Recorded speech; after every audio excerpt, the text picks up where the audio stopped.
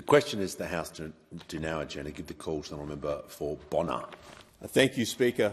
We all know that Australia is in a cost of living crisis, one which is indiscriminately affecting households, small businesses, students and families. Basic needs have all gone up in price. Housing and rents are up 15%. Electricity is up 22% and gas is up 25%. Unfortunately, this means demand for not-for-profits has skyrocketed, alongside rising inflation, costly overheads and reduced donations.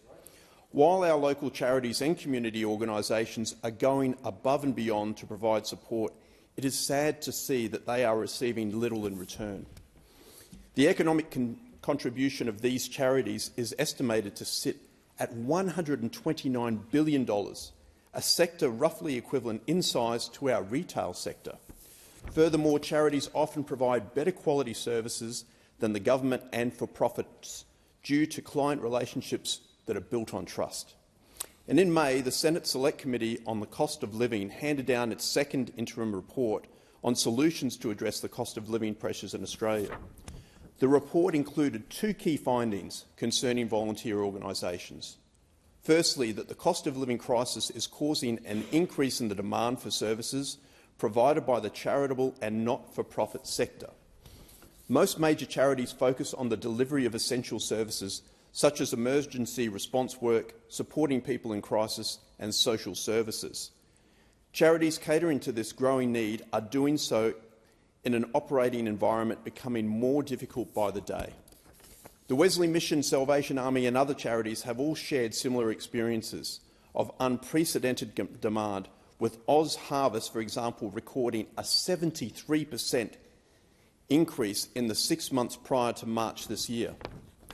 The committee was alarmed to hear that individuals in full-time employment, as well as families with dual incomes, were now often those seeking support from charities.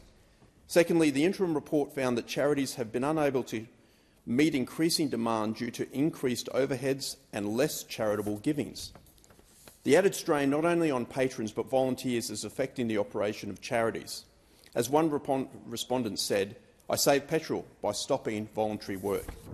This reduction of volunteerism is a sad state for our economy to be in, but not due to any fault of the organisations or volunteers themselves.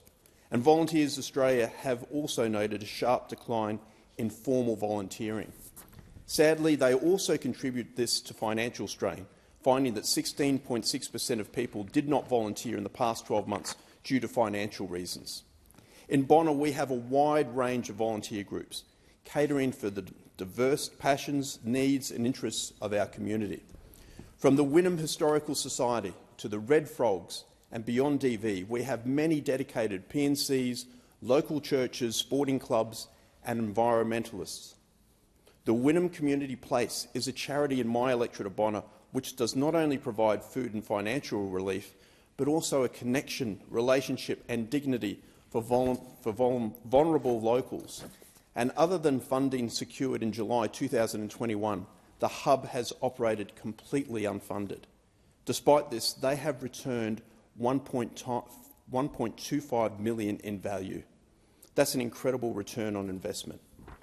In the last 2 years, Wynnum Community Place lost 46% of its funding while experiencing a 126% increase in need since December 2022. Unfortunately, without intervention, the community hub will be forced to close its doors on September the 30th. That is why I've written to the Federal Minister for Social Services to help Wynnum Community Place. I visited them last week to speak with Dave, who was part of the team at Wynnum Community Place. He told me he's seen people come in the depths of despair and they leave as different people. They now present relaxed and friendlier with their interactions with others and a place that they can call home. To see Wynnum Community Place close would be a sad day for our local community. Can I thank Dave, Mr Chad Gardner and Mr Craig Moore for their representation on this urgent matter. It is undeniably an institution of incredible value, one which we must continue to support.